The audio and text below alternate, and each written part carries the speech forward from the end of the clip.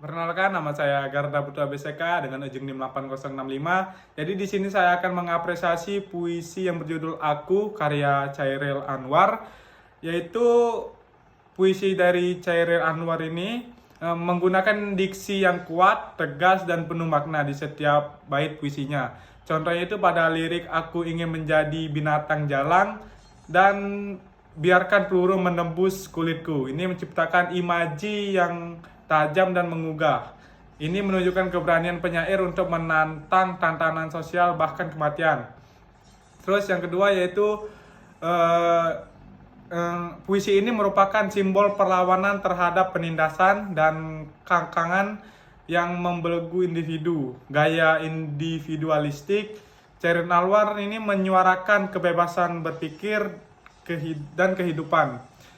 Dan yang kalah itu sangat revolusional di tengah suasana penjajahan dan tekanan budaya tradisional.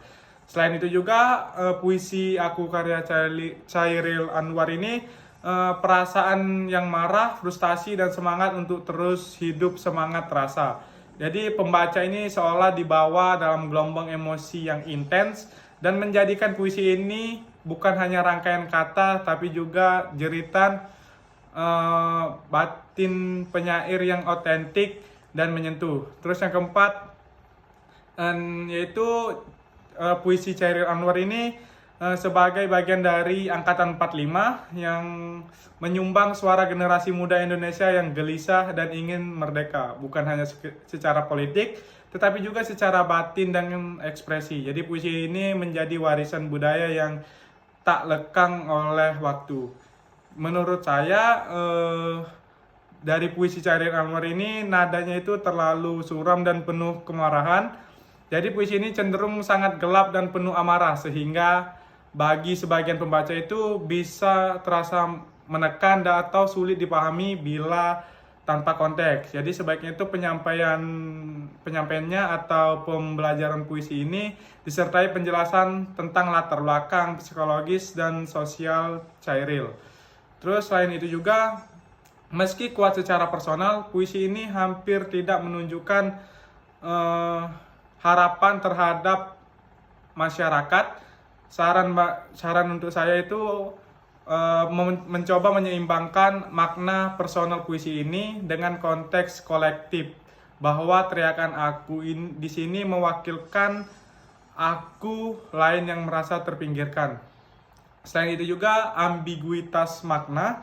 Jadi bait seperti aku mau hidup 1000 tahun lagi itu dapat ditafsirkan sebagai ambigu. Apakah ini bentuk keinginan atau akan keabadian atau keinginan untuk terus melawan dan eksis. Meskipun kekuatan dari puisi bagi pembaca pemula bisa membingungkan. Jadi maka penjelasan interpretatif sebaiknya disediakan saat puisi ini digunakan dalam pembelajaran atau diskusi umum.